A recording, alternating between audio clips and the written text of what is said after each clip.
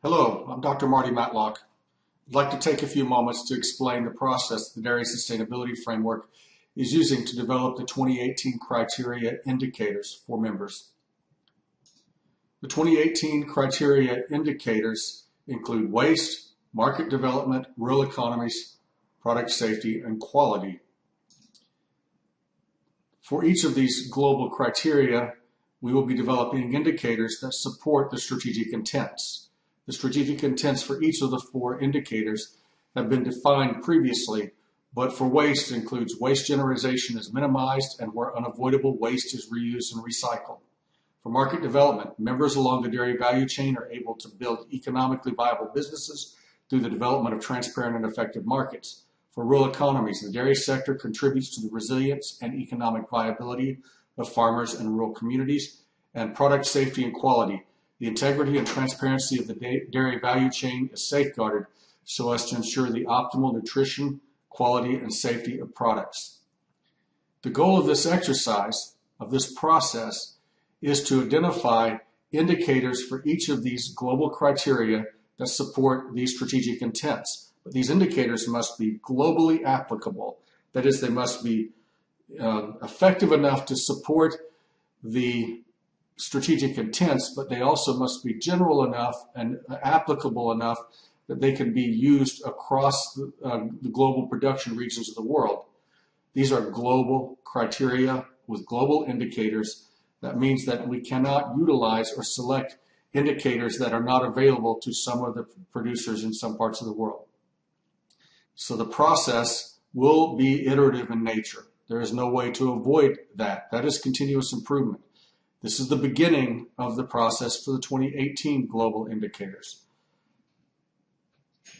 The mechanism for reviewing those indicators and providing member comments is through our web portal, dsfglobalcriteria.org. The 2018 indicators web portal can be found at the navigational bar under 2018 indicators.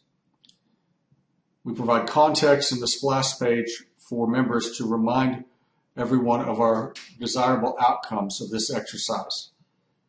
We want to develop indicators for the 2018 global criteria that are measurable, consistently reportable, and globally applicable. There are several ways to provide this information to DSF. Through the web portal, the simplest way is simply to provide information on what kind of indicators you are currently measuring at the enterprise level with your organization, how frequently you're measuring them, a description of each of the types of things you might be measuring if there are more than one, and that gives us a sense then of what our membership is up to. And then you just simply hit submit. We have this information for multiple or for all four of our global criteria: market development, rural economies, and product safety and quality. This is a straightforward process designed to be simple, easy for the members to use, and easy for us then to assess and then go back to the members with candidate indicators. So our next step after the survey is to return to the members with a list of candidate indicators and measurements and descriptions. And then from those we can select the primary indicators for our first iteration of the 2018 Global Criteria Assessment. The process for evaluating candidate indicators for the 2018 Global Criteria is fairly straightforward. It's similar to the 2017 process. Members will provide candidate indicators, we'll review them, we'll summarize them, we'll give members ample time for feedback, for comment, we'll have webinars to reinforce what we agree on and to explore where our disagreements occur, to find common ground.